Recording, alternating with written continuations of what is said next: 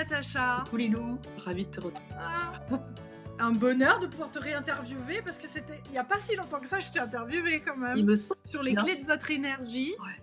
Hein. J'entends parler de toi, je ne vois plus que Natacha sur les réseaux sociaux. Où est passé ton mari Stéphane? Il est là, il est là, il est là, il est là. Non, non, mais il est là et c'est vrai que je suis très contente. Ouais, il y a de quoi. Plus de 200 000 copies vendues sur ton premier livre. Celui-ci sort et boum, ça y est, au numéro 1 des ventes. On sent que ce livre parle à beaucoup de monde. Les gens parlent entre eux de ce livre, des protocoles que tu proposes qui permettent de libérer, de transformer tous les domaines de notre vie. Y passent. C'est hyper pratique. Vraiment, merci parce que on sent que le timing est le bon pour ce genre d'ouvrage, tu vois, et que les gens ont envie de l'appliquer, qu'il y a des résultats qui en découlent. Donc forcément, les gens après partagent et en parlent entre eux. Je veux dire, ce serait Ouais, idiot de se le garder pour et soi. tu sais quoi? Quelque part, le confinement a joué. C'est-à-dire que les gens ont eu du temps et donc ils ont mis en pratique et c'est vrai que dans les dédicaces ou les conférences, avant, les gens venaient me dire un petit peu tous les ennuis qu'ils avaient et aujourd'hui, c'est plus, «J'ai lu votre livre, j'ai fait tel protocole, ça a changé ma vie, j'ai trouvé l'amour» et cetera. Et c'est super agréable pour moi finalement. Moi, le Ouais. le succès, c'est pas tellement ça, qui est formidable, c'est plus le sentiment de que ça aide beaucoup de gens, tu vois? Et ça me Ouais. nourrit beaucoup, oui. Ce que j'ai beaucoup aimé quand tu parles du prix Nobel de la paix, justement, qui quelque part décrit ce réseau invisible et tous ces liens qui existent entre nous. Et finalement, ces liens, ils sont au fur et à mesure des années dans notre vie. Ils sont plus aussi beaux, aussi purs, aussi lumineux qu'avant. Et forcément que nos vies, pour le coup, et il dit la vie n'est pas les molécules, mais les liens qui existent entre elles. Et c'est ça, toutes ces molécules, tous ces beaux liens qui font que on va avoir une vie qui va fonctionner. Et c'est vrai que nos relations, elles, à travers des rencontres, des blessures, ont endommagé ces liens et donc font que nous ne prenons pas complètement notre place dans notre vie quand même. Et on ne peut pas accéder au bonheur à cause de ça. Mais complètement et c'est vrai que, bon, quand on s'est ouvert à la spiritualité, tu vois, toutes les personnes qui écoutent tes interviews, elles se sont ouvertes à la spiritualité, elles ont conscience de beaucoup de choses, qu'effectivement, on n'est pas simplement une personne, mais qu'on est relié avec plein, plein de monde. Mais peut-être qu'à l'intérieur d'elles, globalement, les choses vont plutôt bien sur le plan du boulot, familial, santé, tout ça. Mais il y a toujours ce petit côté qui frictionne à l'intérieur d'elles et ça va être en lien avec justement la, la, la capacité d'être en harmonie avec soi-même et d'être en harmonie avec les autres. Il faut d'abord être en harmonie avec soi-même pour être en harmonie avec les autres. Et c'est ce que je propose. Trouver notre place, c'est pas finalement lutter contre les autres. Moi, je veux être premier, moi, je veux être ceci, cela, pas du tout. C'est finalement comprendre que à travers tous nos proches, toutes les personnes qui nous entourent, eh bien, il y a des messages à comprendre sur des blessures dont on doit se libérer, dont on peut se libérer pour améliorer notre vie. Et ce sont les proches et c'est aussi notre habitat, c'est tout ce qui nous entoure. Ouais. Mais on est d'accord que quand même pour trouver sa place, les choses commencent à s'accélérer à partir du moment où on le fait pas, pas que pour soi. On ne le fait plus que pour soi. À partir du moment qu'on le fait pour quelque chose de plus grand, pour les autres, on sent qu'on trouve une place, mais vraiment une place avec une dimension aussi dont tu parles qui est satisfaisante. C'est pas juste être premier de la classe là dont on parle ou décrocher le job dont on a envie. Il y a une profonde satisfaction, un bonheur qui en découle. Oui, et puis si tu veux, l'important, si tu veux, et c'est vrai que dans beaucoup de spiritualité, on nous dit ouvrez-vous aux autres, ramenez pas à vous, faites attention à votre ego, etc. Mais là, moi, j'ai envie de décomplexer les gens, les déculpabiliser en leur disant euh, vous avez envie d'être totalement épanoui sur le plan du boulot, peut-être mériter plus, peut-être briller plus, peut-être que vous sentez que vous avez deux ailes, mais qui ne sont pas complètement déployées. Bon, eh bien, pour que ces deux ailes soient complètement déployées, peut-être qu'il va falloir chercher dans votre famille quelqu'un qui était dans l'ombre. Est-ce que ma mère était dans l'ombre de son mari? Ah oui, tiens. Bon, il y a peut-être un protocole à faire avec elle. Est-ce que mon père était dans l'ombre de son frère, par exemple, par rapport à son entreprise? Bon, oui, tiens, ou de son associé, OK. Est-ce que, mon grand-père, qui peut-être était le fils illégitime, de quelqu'un, enfin de quelqu'un de noble finalement, a eu sa place, a trouvé sa place complètement? Peut-être que tu vois dans notre lignée, on a un oncle qui est parti aux États-Unis, qui a fait, qui a voulu absolument se lancer dans une activité artistique et puis, quelque chose s'est écroulé. Voilà, je me souviens d'un monsieur qui était parti et finalement, sa petite fiancée, sa jeune fiancée, était tombée malade et finalement était morte et lui, il avait associé dans sa tête inconsciemment le fait que: «Je me mets en lumière, je fais ce que j'aime et il y a quelqu'un qui meurt» et derrière, la descendance, nous, on se dit: «Mais je déploie pas complètement mes ailes». Tu vois? Et Ouais. donc en faisant, finalement en nettoyant les liens de souffrance avec les personnes dont on a pu hériter de leurs blessures, on va pouvoir trouver notre place sur le plan professionnel, mais aussi familial. Tu vois? Moi, j'ai des personnes. Mais en quoi c'est complémentaire de parce que j'ai l'impression que c'est quand même complémentaire du premier. C'est-à-dire que là, est-ce que c'est encore plus spécifique ou c'est quoi la différence avec le premier? Parce que quand même déjà le premier, on commençait à Ouais, récupérer ouais. notre Alors énergie, ouais, à ça c'est une super question. C'est qu'en fait, si tu veux, dans la clé de votre énergie, j'explique que la première des choses pour être bien, il faut retrouver notre énergie et que chaque épreuve nous fait perdre de l'énergie. Donc comment je fais pour récupérer mon énergie? Quand je vis un choc, une épreuve et surtout quand on me vole de l'énergie. Ça, c'est la clé de votre énergie. Dans trouver ma place, je me suis rendu compte, si tu veux, à travers les milliers de personnes qui m'ont écrit, que c'est super compliqué de réaliser que peut-être, qu'est-ce que je pourrais trouver comme exemple? Euh, euh, Imaginons que dans mon travail, il y a quelqu'un euh, qui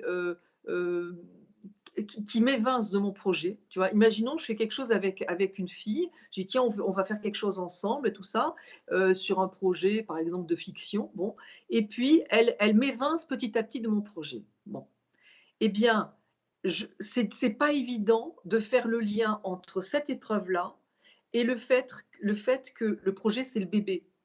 Le fait que, par exemple, mon grand-père, il était sous la coupe complètement de la grand-mère et qu'il n'a jamais pu exprimer sa paternité. mais en même temps, c'est quand même une vision spirituelle, ce que tu décris. Quand on est attiré par la spiritualité, ce qui est chouette, c'est qu'on réalise que tout est relié. Et justement, on sait que si on travaille sur quelque chose, ça va avoir un impact sur ça. Donc je suis surprise que les gens, tu vois, et l'audience les gens qui t'ont lu, euh, tu vois, ne réalisent pas ça parce que automatiquement on va trouver sa place, Mais logiquement, c'est et que tout est lié et que ouais. c'est lié. Je t'assure qu'en fait, quand tu vis une épreuve, c'est pas évident de faire le lien entre, parce que souvent c'est des symboliques. Je te donne un autre exemple. Il y a une personne, elle avait un problème, de santé, des comment dire? Du sang au niveau de l'estomac et cetera, des hémorragies. Bon, c'est une inflammation, voilà, cherchez le mot. Une inflammation, c'est comme du feu. C'est pas évident de faire le lien avec le grand-père qui a tout perdu dans un incendie. Ouais, C'est pas évident de faire le lien avec, une arrière ouais, bien sûr. qui a comment dire? Qui a vécu sous le feu de la guerre, tu vois? Donc moi, dans Trouver ma place, j'ai listé chacune des épreuves thème par thème, donc Ouais. travail, famille, couple, mais aussi dans son chez-soi, dans l'argent et cetera. Bon, entre l'épreuve que l'on vit et les correspondances avec ce qu'ont vécu nos parents, nos grands-pères, potentiellement. Parce que voilà, pour essayer de comprendre qu'effectivement, le lien, et alors dans ce cas-là, vous faites tel protocole, si tu veux, dans Trouver ma place, je prends les gens par la main et je leur dis exactement Ouais, quel protocole faire, ouais, dans c'est quel fou ça. rythme, etc. Parce que là, j'ouvre la plage sur aider un enfant, un parent à sortir de la maladie. Oui.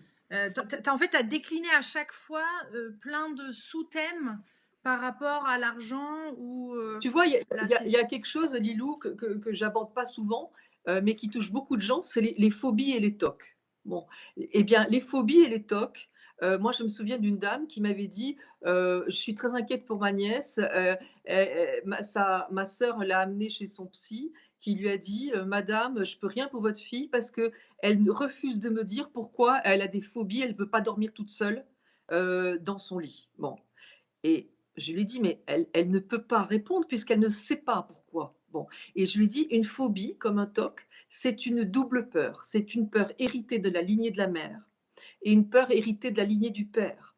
Et donc, j'ai dit à cette dame: «Cherchez des 2 côtés, voilà, de votre côté et les côtés de votre mari, qui a eu peur, mais des peurs incroyables».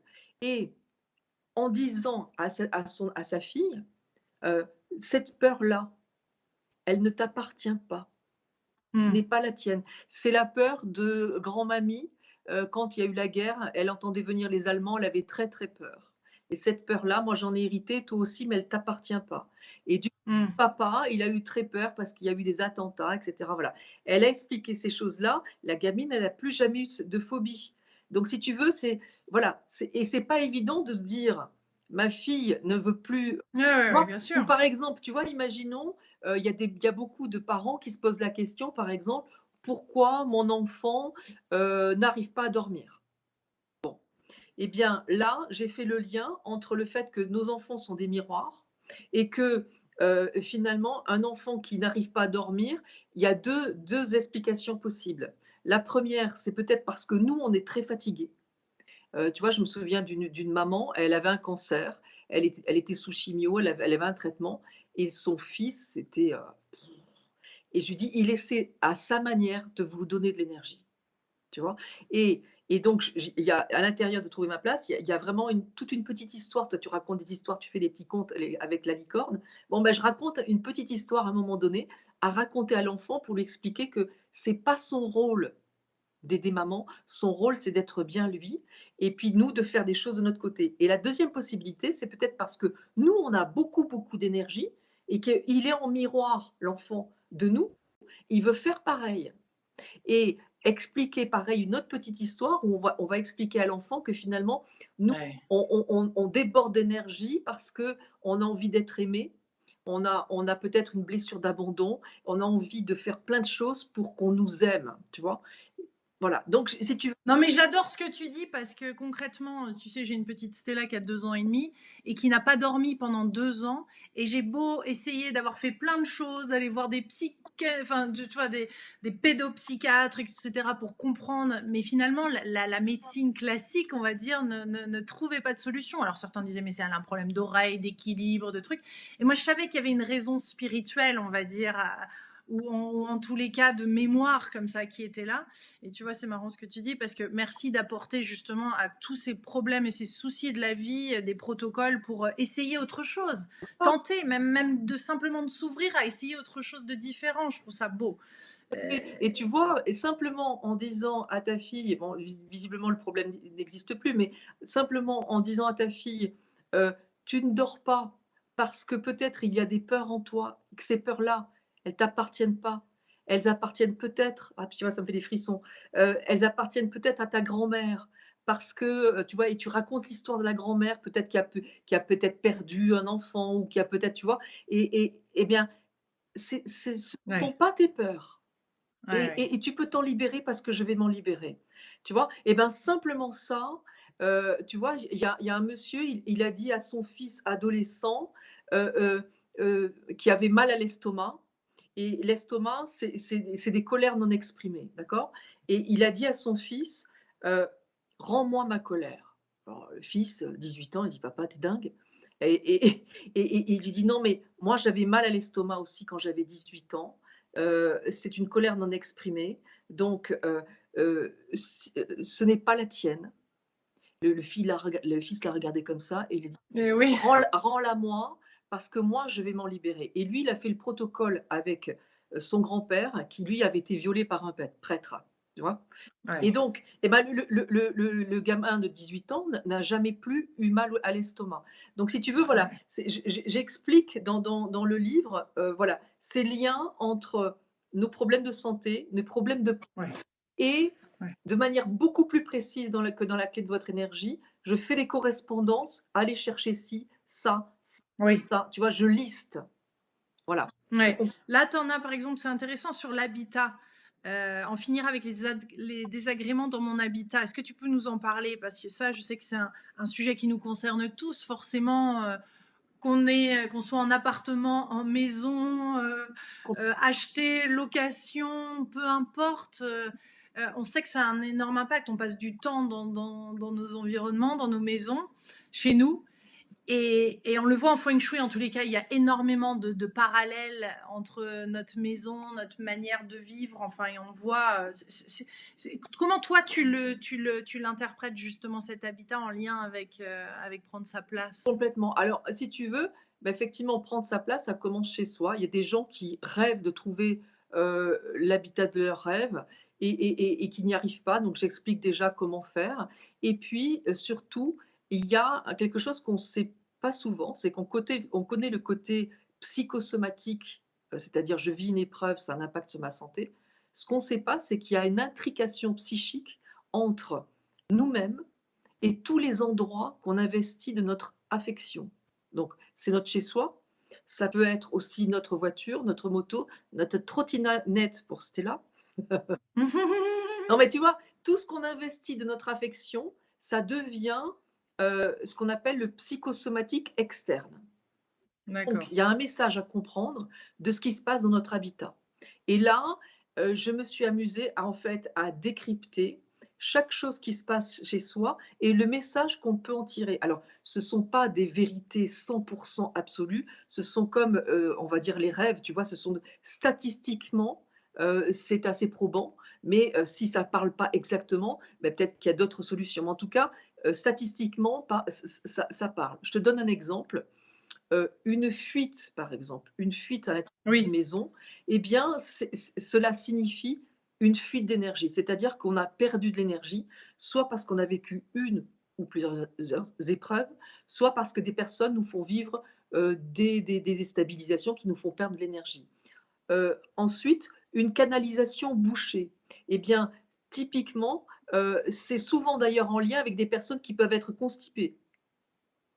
Il y a un amas de déchets, donc les déchets, ce sont des épreuves anciennes, qui sont stockées, qu'on a oubliées et qui freinent la fluidité à l'intérieur de nous. Et on se dit, ah purée, j'arrive pas à faire exactement ce que Donc l'habitat sera vraiment le miroir de nos épreuves, de notre vie. ah, mais c'est troublant. Un problème de chauffage, par exemple. Le chauffage, c'est ce qui réchauffe la maison.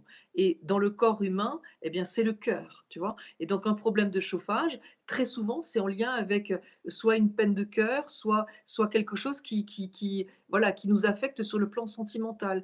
Il peut y avoir des problèmes de fenêtres, tu vois, qui s'ouvrent plus.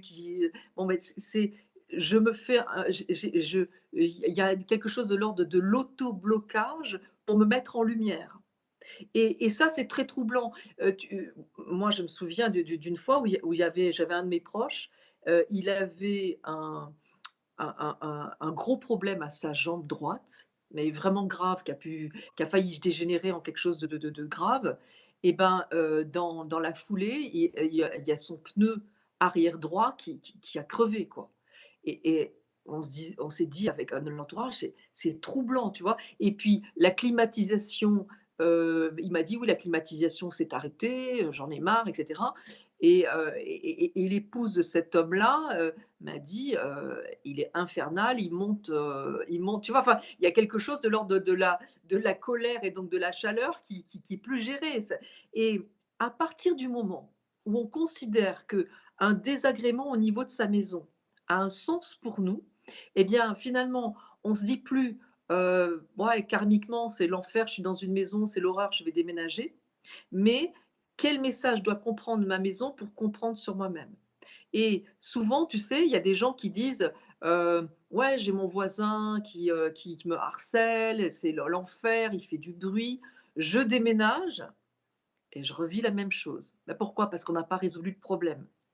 Hmm. Et donc le voisin qui finalement nous prive de notre intimité, eh ben, ça peut avoir un lien avec quelque chose qui, dans notre enfance, nous a privés de notre intimité. Peut-être un frère ou une sœur qui était trop, ou une mère, tu vois? Mmh. Bon, donc on va chercher le lien et du coup se dire: «Ah oui, tiens, ma mère, par exemple, était en dépression. Elle m'a fait je suis devenue sa confidente des pleurs. Quelque part, je n'ai plus ma place d'enfant. J'avais une place d'adulte, c'était pas ma place. J'ai perdu ma place. Aujourd'hui, j'ai du mal à trouver ma place, peut-être dans mon couple ou dans mon métier, peu importe. Eh bien, ça peut être en lien avec ça. Et c'est ma maison qui me l'a montré par rapport à mon voisin. Oui. Tu vois? Et donc là, je propose typiquement de se mettre en relation avec l'âme du lieu, avec le proto. Voilà.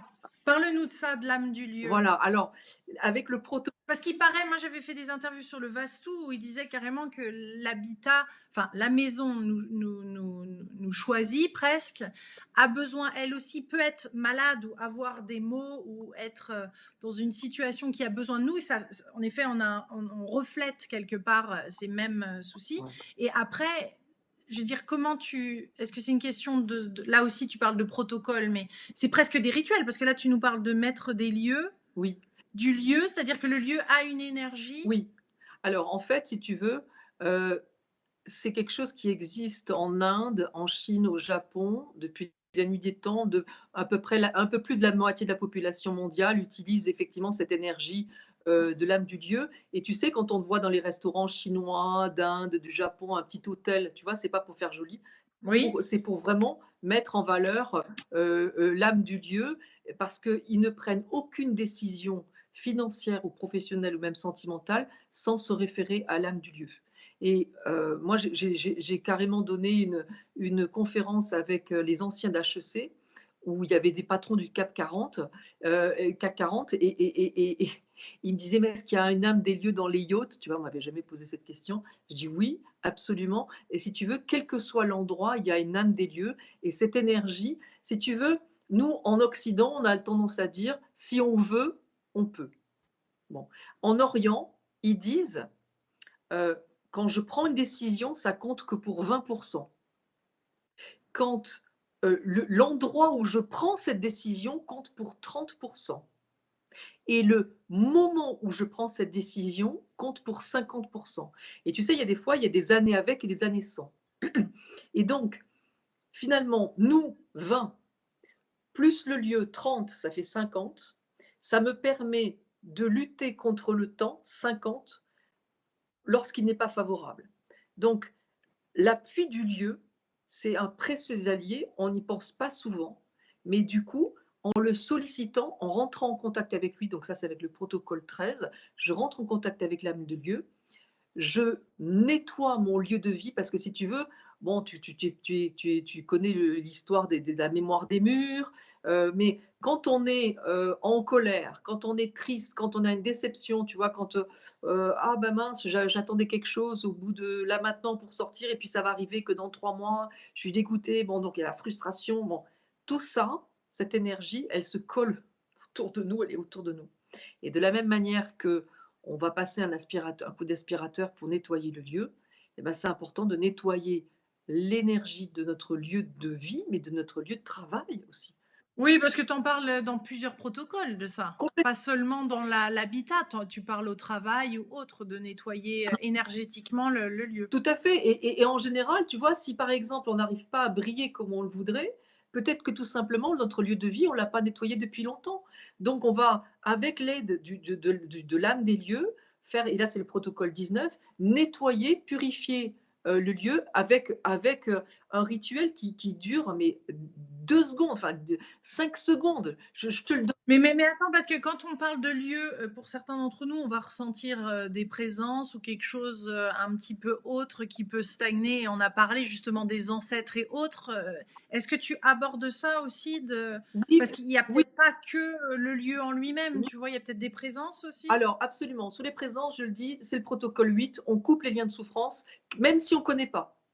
Même si, tu vois, c'est quelqu'un qui est mort et on ne sait même pas son nom, on ne sait même pas si c'est un homme ou une femme, on sent quelque chose, on coupe les liens de souffrance, protocole 8, youpi. Mais, si tu veux, euh, la tristesse, la peur, tu vois, quand nos enfants Oui, ont oui. quelque chose, on est inquiet pour eux, c'est légitime. Cette peur-là, elle est dans une espèce de maelstrom autour de nous.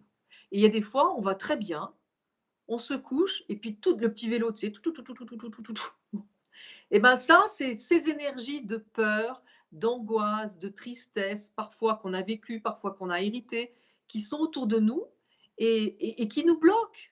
Et donc, ne pas trouver son amplitude maximum par rapport Ta à notre vie, place? notre place exactement, eh bien, c'est finalement parfois simplement parce qu'on est envahi, submergé par cette espèce de gang qui nous entoure. Et donc, nettoyer le lien. Moi, tu vois, avant chaque conférence, avant chaque atelier, je nettoie le lieu de vie. Euh, je prends contact avec l'âme du lieu, de l'endroit, palais des congrès, machin, n'importe quoi, et je le nettoie avec son aide. Systématiquement. Je dis un quart d'heure avant, je veux être tranquille. Je dis un quart d'heure, mais ça dure même pas 5 minutes. Mais tu vois, juste avant que les gens rentrent, pour être tranquille. Et du coup, ça. Et ça, t'as remarqué que ça faisait une différence? Mais tu sais ce que ça fait comme différence majeure? C'est que j'en ai donné des conférences, hein, c'est que je n'ai plus les questions dingos, tu vois, il y a toujours un fou dans la salle. Et ben, j'avais toujours une question, mais hallucinante, ou quelqu'un, tu vois, Je suppose que tu te sens plus sereine aussi quand tu parles. oui, mais ça n'empêche pas, tu vois. J'étais sereine, mais là, il y a quelque chose de l'ordre de, je n'ai que de la bienveillance. Tu vois? Et tu vois, quand on fait une émission, tu vois, quand je fais un live, et cetera, bah, je nettoie systématiquement le lieu avant pour que les énergies soient au top. Et c'est vrai que quand, tu vois, on a un bureau, notre bureau, on veut écrire un mail important pour, un gros projet, tu vois, lancer une grosse affaire. Bon, ben, l'âme du lieu, Marie-Seth. merci d'être à mes côtés pour que le mail soit fabuleux, tu vois. Et puis, je vais purifier le lieu pour que toutes les énergies de peur, du fait que je ne vais pas y arriver, de mes frustrations parce que j'ai eu des blocages avant, des autoblocages, s'en aillent, tu vois. Et ça, Alors, j'aimerais te poser la question de qu'en est-il de la sauge, du palo santo et de la bougie et de tous ces... Pour toi, ce sont des artifices? pas du tout. Et, si tu veux, tu as le protocole 16 qui utilise la sauge, qui est un rituel qui utilise la sauge. Tu as le protocole 15 qui utilise aucun artefact et simplement le pouvoir de l'intention et de la pensée et des mots. Le protocole 14 qui, lui, est une purification de soi-même, qui est le plus vieux protocole qui existe, est une mise au neutre, qui est le fait de se penser en arbre et de se relier à l'arbre que quelque part nous avons été, voilà, cette énergie qui a finalement plus de 200 millions d'années. Eh bien, voilà, il y a 3 protocoles de purification. Certains utilisent des artefacts comme la sauge, etc. C'est très bien. Mais maintenant, il faut quelque chose. Et quand on est, par exemple, juste avant de convaincre quelqu'un pour vendre quelque chose, je ne sais pas, en fonction de notre activité, on n'a pas forcément un bâton de sauge, on n'a pas forcément une bougie. Donc, on ne s'arrête pas là. Voilà. Et donc là, on va pouvoir, si tu veux, voilà, les phrases, elles sont tellement simples que même, on n'a même pas besoin de l'apprendre par cœur, c'est tout simple. On les dit et puis youpi, tu vois. Est-ce qu'à un moment, on n'en a plus besoin? Non, pour moi, c'est une hygiène de vie. Je vais même te dire mieux, le protocole 15, celui-là, je le fais sous la douche. Chaque fois que je me douche, je l'ai mis sous une feuille plastifiée. Et Excellent. chaque fois que je suis sous la douche, comme ça, je douche, je nettoie mon corps, n'est-ce pas? Et je nettoie mes petites cellules à l'intérieur, voilà, que toutes les cellules redeviennent à l'endroit, que toutes celles qui étaient à l'envers redeviennent à l'endroit, etc. Il y a tout un tas de phrases. J'ai même des personnes qui me disent qu'elles le font tellement souvent qu'elles l'ont appris par cœur. Moi, il est trop long, je ne le connais pas par cœur. J'ai besoin de ma petite fiche. Et Mais est-ce qu'à un moment, on en a fini avec ce nettoyage? Quand je veux dire, toi qui le fais depuis un certain temps, il y a quand même peut-être moins besoin de le faire moins souvent à un moment. Au début, c'est peut-être plus contraignant, ça demande un peu de discipline, de le faire régulièrement. Puis après, on n'en a plus envie, ou au contraire, ça fait vraiment partie de son quotidien et finalement, on non, l'utilise. Tu l'utilises toujours autant? tu as raison, le protocole 19 qui permet de nettoyer son habitat, on va dire que je le fais une fois par mois, tu vois. Si par exemple, je me réveille un matin où j'ai pas bien dormi, j'ai un très bon sommeil. Mais si j'ai pas bien dormi, je me dis, Ça te donne un indice, ben, ouais. là, je me dis, attends, là, il y a des trucs, des peurs, des tristesses, des angoisses, tu vois, les proches, machin, etc. Je me dis, ok, ah, mais attends, mais ça fait presque un mois et demi que je l'ai pas fait. Allez hop, je vais le faire.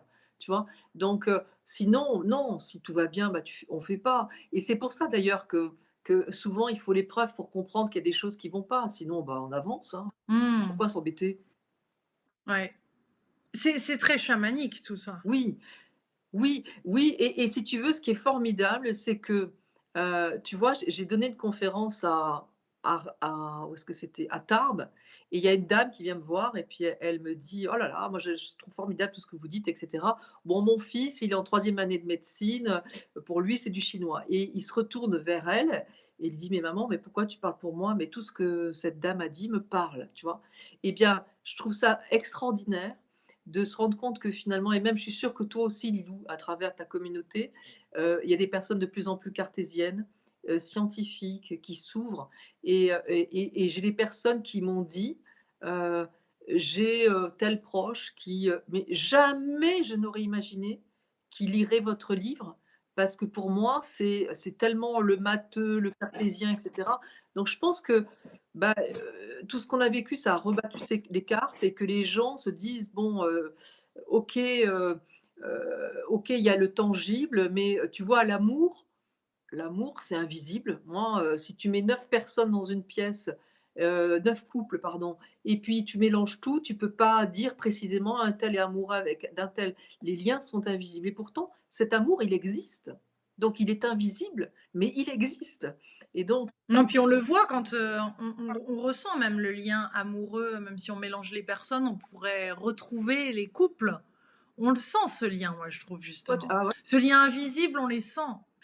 bah, Et c'est ça qui ouais, est bon et de prendre conscience de ça, c'est que moi je trouve ça passionnant de se dire que finalement, en utilisant, en se connectant à ce réseau invisible, notre vie devient tellement plus joyeuse, rayonnante et ça a du sens et c'est une vraie satisfaction que sinon c'est très difficile de trouver une telle satisfaction, je trouve, sans être à l'écoute et en co-créant de cette façon-là, tu vois. complètement. Et tu vois, Je trouve ça tristounet, sinon. je finis le livre sur le parallèle entre les arbres qui communiquent entre eux par ce réseau du mycélium. En fait, voilà, les, les, les, les racines, c'est pas des racines, mais c'est voilà, c'est le mycélium qui par le biais des champignons, crée cette espèce de réseau invisible entre les arbres et leur permettre de donner le substrat, de l'eau l'un à l'autre,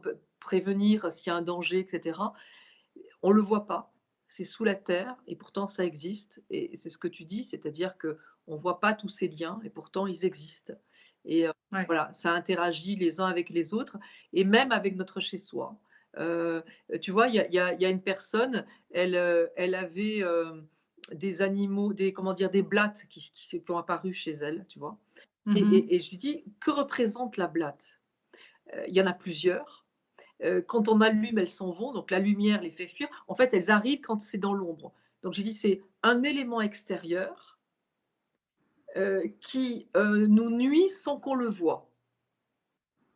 Je lui dis, est-ce que vous voyez? Elle me dit non. Je lui dis, est-ce qu'il y aurait autour de vous plusieurs personnes, parce que les blattes, c'est jamais une seule, plusieurs personnes qui vous nuisent sans que vous le voyez? Elle me dit oui. Elle me dit, j'ai 3 amis, elle me dit, qui se sont ligués contre moi. Elle me dit, ça y est, je vois, etc. Très bien.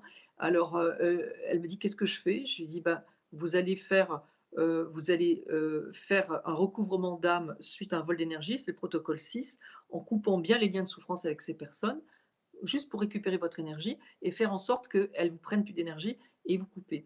Et elle m'a dit, et l'exemple est dans le bouquin, elle m'a dit, c'est incroyable, j'ai parlé à l'âme du lieu en disant, merci les blattes, au secours, hein, t'imagines le discours, merci les blattes, j'ai compris que vous étiez là pour me faire comprendre que j'avais autour de moi des amis qui me pompaient mon énergie, etc.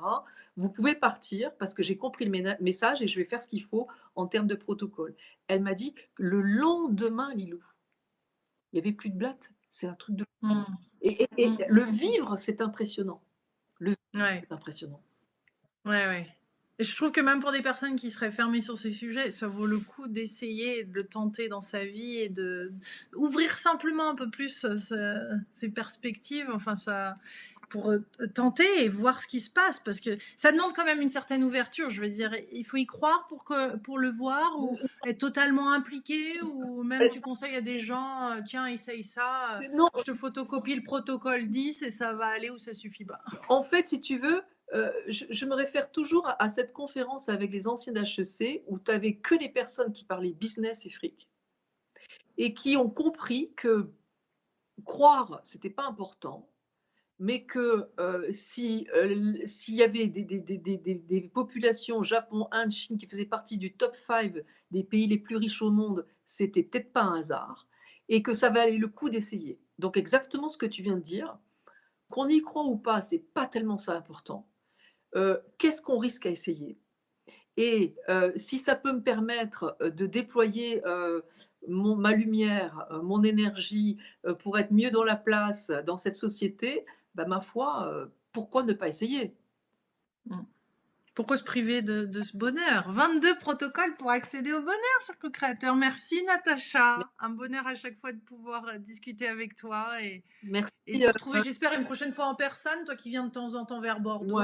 mais merci Lilou, parce que je sais qu'avec toi, je vais pouvoir aborder des sujets qui sont différents avec les autres, parce que ta communauté est très ouverte et c'est vraiment un bonheur. Voilà, je m'autorise des choses avec toi que je m'autorise pas forcément avec d'autres, mais je sais toujours que c'est fait avec beaucoup de sérieux et, euh, et de curiosité. Et pour moi, c'est un vrai plaisir. Merci. Gros bisous et plein de bonnes choses à toi dans les futures conférences, hein. On te retrouve un petit peu partout. Oui, T'as un site internet? oui, j'ai un site internet où tout est noté, www.natachacalestremé.fr.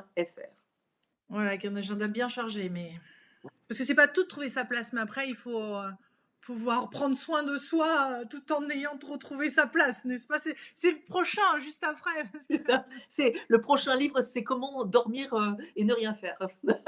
Voilà. Je Excellent. plaisante, bien sûr. Merci Natacha et à très bientôt. Ouais, je t'embrasse fort.